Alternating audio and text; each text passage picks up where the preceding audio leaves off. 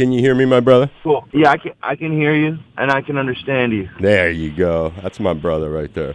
All right. So it was, first of all, I got to give you a welcome back, and I don't expect you to remember it, but it was way back, I think 14 years ago. You were our guest in 2011, and you were coming in doing like that big outdoor place down by the water, and we got to do a chit chat a few different times, actually. I just remember you being so tall. How tall are you, Matisyahu? Oh, I'm 6'4". 6'4", exactly. Yeah, you're a big cat. I always remember that. And it was fun. I was looking at the pictures. They did a video of us talking, so it was fun. This time I'm bringing my son. He's got his, I set up this show so that it would be during his school vacation. Uh-huh. And I have a 13-year-old son who's really into surfing. So I'm going to take him, just the two of us are going, for these Blue Note shows. So we're stoked. We're going to stay for some extra days and hang out. Now, somebody I know, Kristen from the Blue Note, Matis, she saw you in North Carolina. She said it was quite a scene backstage. Huge family affair. And since Hawaii is big on family and it's radio, maybe you can paint a picture of what she saw or witnessed with all the kids she said were around. Well, I think if it was this last tour, so I have my wife on the tour bus, and we have two babies. Like, one is 4 and one is 2. Mm-hmm. And so they each have a bunk on the tour bus, And then I have 3 older sons. So I think at that show I had my 13-year-old was there and my 17-year-old who also sings. He actually has a new coming out tonight. It's Friday at midnight. So called 18, and it's my favorite song I think that he's made. I'm really, really excited for him. Give your son like a punk rock song. Give your son say Yeah. your son's full name and like the name of this new jam that people can look for. Sure, yeah. So okay, it's Dove Bear. So like his Hebrew name is Shalom Dove Bear. He's named after a rabbi. But so the artist name is Dove Bear. It's DUVBEAR, Dove Bear. And the song is called 18. I think he does it like 8, like the number 8, and then capital TEEN. Yeah. So look for that, tonight. Gonna be coming out. And now, can your kids speak Yiddish or Hebrew or both, or where do you guys stand on the use of those languages? Well, none of us really fluently speak Yiddish or Hebrew. We learn Torah. We've learned, they've been in yeshiva and stuff. So we have what they call biblical Hebrew, meaning to say we can understand a lot of words and stuff, prayers and stuff like that. But when it comes to modern day Hebrew and speaking it, neither me nor my sons are particularly efficient in that. Although my oldest son is currently in Israel. He's 19. He's been there for the year and is dating an Israeli girl. And he actually has a song that came out in Hebrew that I think the hook of the song is your Hebrew is bad, like American kid. So the hook is that's kind of the hook of the song is basically he's an American kid in Israel with bad Hebrew. So it's funny that, and so that's a really interesting thing. You lived there before too, and when it comes to food in Israel, is it more? Because one time there was this falafel stand here in Waikiki, and I used to go and get falafel sandwiches there, and they were Israeli kids working there. And I was talking to this cool. I was talking to this girl one night, and somehow the subject of knishes came up, and I brought that word up, knishes, which is the little pastry kind of thing that you can get often in New York and stuff. And she had never even heard of it, never heard the word, and I believe she had never heard blintz either, which is both of those are Yiddish words. So I was curious when you were over there, living there, and when it comes to your son, is that a part of the culture there, or is that more of a New York kind of American thing? There is the deli culture that I think comes from America. I think it comes from the Lower East Side, like Katz's Deli. Those are the original delis, and the food comes from Eastern Europe. So, for example, Basically, when the Jews were in like, that's where the whole boiled pastrami and all that stuff. I believe all that stuff came from Eastern Europe, and they combined that with like the American culture. You still there? Yeah, I'm listening. Okay, cool. Yeah, they combined that with like American culture or whatever, and they created this deli culture that's very American Jewish and also very Ashkenazi, meaning from Eastern Europe, Jews from Eastern Europe. Israel, as you know, like sorry about that. I'm driving here. There's a fucking truck on the road. Excuse me. No worries. There's trucks everywhere. It says, what's he got? He's got to drive too. And I'm sorry. My wife is working today, so I'm picking up the kids from school. No The little worries. ones. I forgot their lunch on the way to school today. It's been a wild one, but I'll try to get away from this guy if I can somehow. Anyway, point is, we're talking about the knishes and whatnot. So in Israel, a lot of that Ashkenazi culture and that Jewish deli food culture has infiltrated to some extent, Okay. like the Jewish cuisine there, but the majority of that cuisine comes from the Sephardic Jews that are from the Arab countries and Spain, and that food is more like hummus and falafel and Baba tahini and ganoush and tahini and baba stuff. ganoush, right? And then the deli food is more from the tradition of the Ashkenazim. So it sounds like if you were at a falafel stand that was run by Israelis, there is a chance that they might not have any idea what a knish is. It's Yeah. possible for this kid, That blew my mind a little bit, but yeah, I could tell. Yeah, I figured it was definitely something to do with it being a Yiddish thing, and what's kind yeah, of funny yeah. thinking of that. You have a great story, your origin, which the times before, for whatever reason, I went back and checked. We never really talked about it, but and this band connects because they have a Jewish member or two. The early story in your life that has to do with inspiring you to get into this life of music that you're still on. It starts at a rock concert by a very famous New England band, and I'm sure you can pick up the story. You know who I'm talking about. Fish. Yeah, Explain what happened. sounds like you're talking about fish. So what's? I'm sorry. What you want to hear the story of? How, Of how how Fish and that first concert you went to factors oh, into the person that you are today. well, I think um, I'd seen the Grateful Dead when I was a kid because my parents were Deadheads. So I've been to not Deadheads, but I've been to a few Grateful Dead concerts like when I was a baby, and then I went to one at MSG when I was like maybe 14 or 13. But it was kind of like a foreign experience. But I knew the music, and then I grew up listening to, like as a kid, like I'm thinking like 12, 13, 14.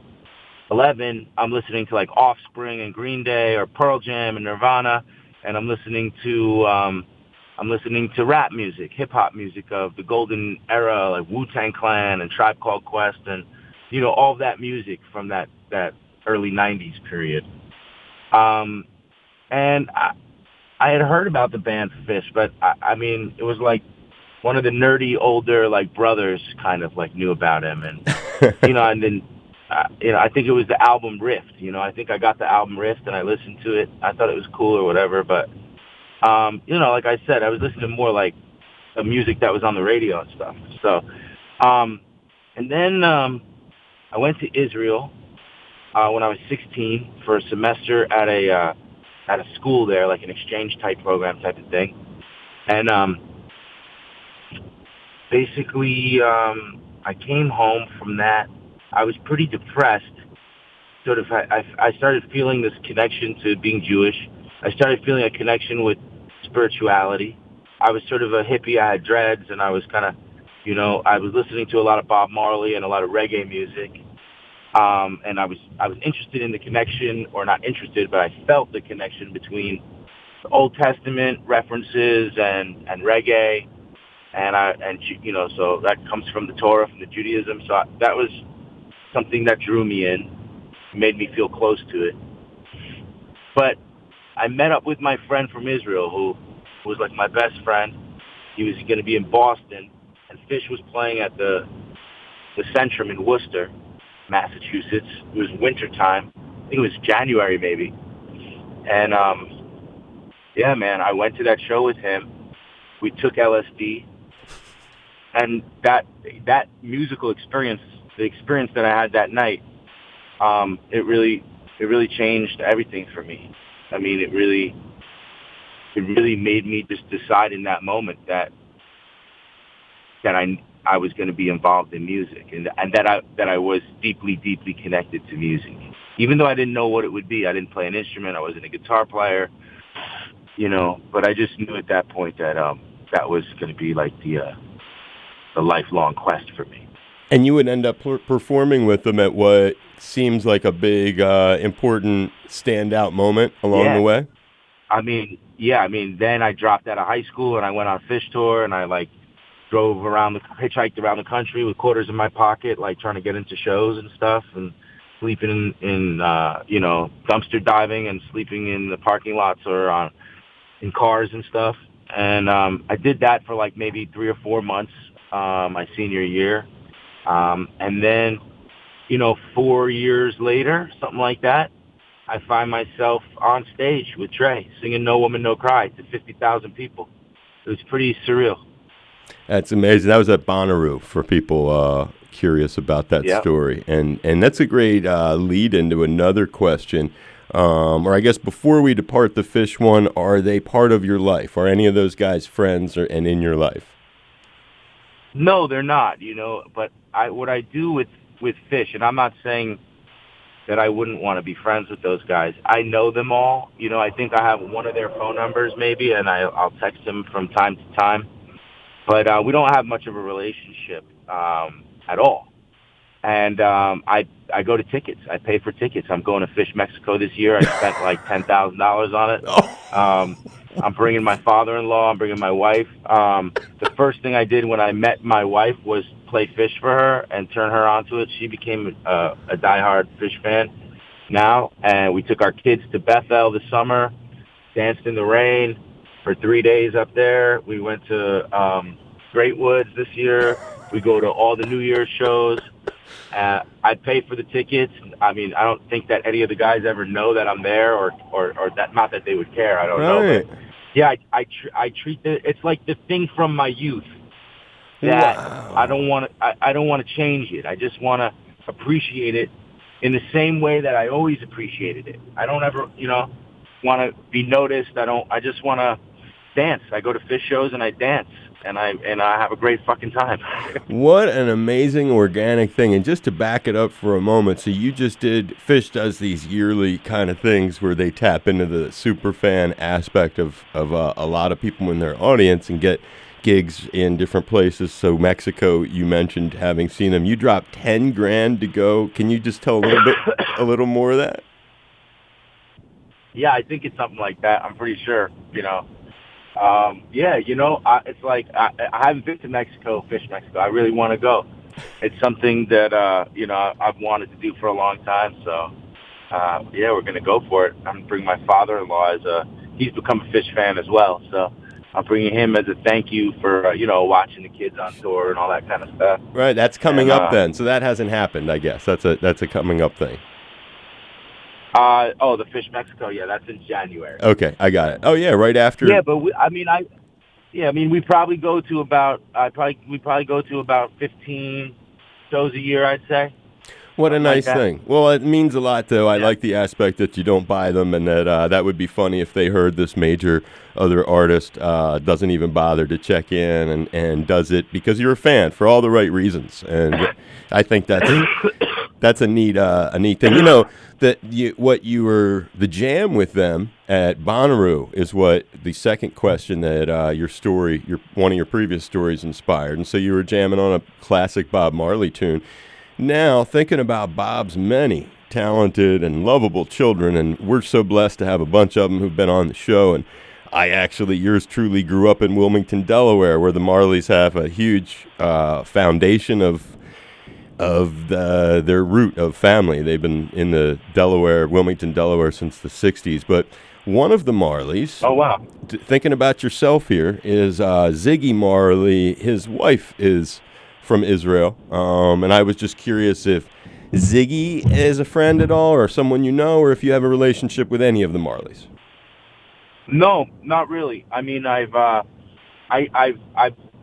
me and Ziggy have never spoken, though I think we've had like managers or people that have tried to connect us before, Huh. and we know that he, is a supporter of Israel and of the Jewish people. We love that. Like his son was bar mitzvahed, and there was a big post about that. So basically, we love that. And like if you watch the Bob Marley movie, you see Rita's wearing the Star of David around her neck the whole time. I've done a tour with not Damien, with Stephen Marley. Oh, So we wow. did like a co-build together. So yeah, we were on tour together. So I got to hang out with him a bit. And I did a song with Kimani Marley Oh, wow. that we sang together at the United Nations one year. So I do have some, I've been around a little bit, but not really any kind of deep relationship with any of them. But still. The one that impresses me the most is Damian Marley. Obvious. I don't know if that's obvious or not, but I've heard mixed reviews as to what he, what his stance on non-Jamaican singing reggae music is. So. Wow. Well, you're Not sure about that. stylistically, I can see why you would connect with him the most. What was the song that you did? What was the thing you did with Kimani at the United Nations? That's a song. What's the name of that song? Shit. I don't remember the name of it. I guess I'm driving right now. Or I would No, you Google don't have it, to. I'll find the name of it. But you did a song with him. Tell him what's the story or the reason. And I think he reached out to me. I don't remember. It was years ago. So I don't remember how. But I went to the studio. I went to Miami, and we worked together. It was cool. and then you played it. We actually worked together.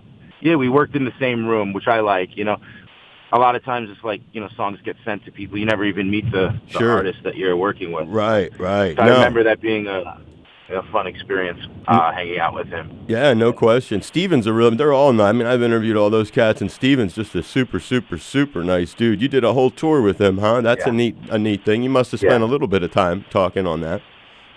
Yeah, we did. We got to chat a few times. It was nice. That's really cool, and that's neat about Ziggy. And you knew his wife was from Israel, I'm assuming. Yeah. And how about this connection? Your tour made news not long after the start of the Israel-Hamas war. You were getting threats. Some shows got canceled, and without the political aspect of it, because Matisyahu is an outspoken supporter of Israel without any question, as you may be able to know from anything, if you know anything about him. But I read that something sort of touching happened, and you'll correct me if I have any of this wrong, and please do. I read that David Draymond of Disturbed, who's the singer of the band Disturbed, paid for you to have security accompany your tour or something due to the threats that you were getting? Well, yeah, I mean, basically, he reached out to me. He heard about these cancellations and protests, and we spoke on the phone, and he asked if there was anything I needed, and he asked if I had security, and I didn't. I've never had really security with me on tours and stuff like that. He said, let me work on that. And then, like, after the show that night, my wife was like, there's a GoFundMe page up that David Draymond put up with $25,000 in it. And I'm like, yeah, his fans, like, they raised, I don't know who, he put up the page, and they raised me, like, enough money to hire a security guard for the entire 2-month tour. It was awesome. Wow. That is, that speaks really cool. Yeah, it speaks volumes. I've been around him once at an Ozfest many, many, many years ago, just sitting around talking backstage, just talking story, having beverages. He seemed really nice. And before we wrap it up with you, as we think about your musical career of the kids and stuff like that, Has there been anything like, I don't have kids. I have fish, and I love them a bunch. And one's getting to be 6 years old in January, Polka, and it's pretty heavy for me to think that she's getting up there. For you to have all these kids, has there been do you ever feel like I don't like to go away for too long because I want to make sure I'm there to take a look at them. Did you ever have a moment where you had to sort of let go with the kids because they, like you said, one of them making the musical career and stuff, they're getting to that age, even though you're just so young yourself. Is there any kind of times when you feel like, wow, I've got to, where you're nervous to let go, or you're feeling like, wow, it's weird to be a father? I mean, I've sort of like, I have, my oldest is 19, and then I have a 17, 13, 10, and then I have 4 and 2. So I've been a dad now for like 20 years, and I'm still like I saw another dad of a 19-year-old at a Passover program. I was like walking with my 2-year-old and like trying to slap him, and he was crying and this, that, and the guy is like, I hadn't seen him in like 19, whatever, a bunch of years. And the guy's like, you're still exactly in the same situation. I'm like, yeah, man.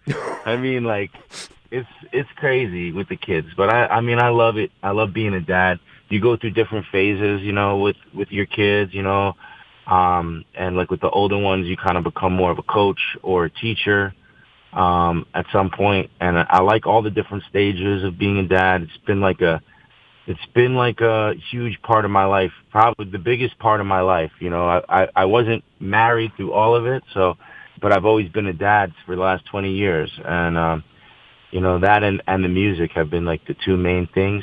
And so, it's the relationships are important, and letting go. I mean, yeah, I had to learn how to let go with my first kid, but at some point you realize that's part of everything, And the first time you drop him off at school or whatever it is, His name's you'll correct me, forgive me, Laivy Miller? Yes, Laivy. It's spelled Laivy. Laivy. Pronounced Laivy. Like the good old Grateful Dead song "Lazy River," Laivy Miller. Yeah, Laivy Miller, Lazy River. That actually is pretty cool. That's pretty cool. I've given you Can I use that in a song lyric? Yeah. Yes, say that again. Can I use that in a rap? Laivy Miller, Lazy River. I would hope that you would, my brother. I'd feel so honored that you did, and I hope you feel a big old hug, a couple of them, some high fives, and whole bunch of respect for you taking the time to have a nice, fun chat with me, and I hope this was okay. Yeah, man, this was awesome. I appreciate it. I hope I'll see you if you're going to be around during the show. Oh, man, we've got a long time before the thing, and I was going to ask your people when they wanted this. This is sort of off-air chit-chat here, when they wanted to run your thing, just because you're not coming there for months and months, so... nope, not till January. Yeah. So if it's possible, I could run it earlier, and then if you're really around and you wanted to stop by the studio, they always appreciate stuff like that, even if it's for 10 minutes or something. When you're in town, cool. And they'd bring you by. You wouldn't have to work. The Blue Note would take care of moving you around or whatever. All right, cool. Yeah, let's set that up. Just something to consider, and no pressure, zero pressure, my brother. Just travel safe, and I'm super appreciative again. That it's great to reconnect. We had a lot of fun, and I always remember having to like bend down. You were so damn tall. Be safe, all right, my brother. Have a good one. You too. Aloha, Matis. Aloha. Aloha, brother.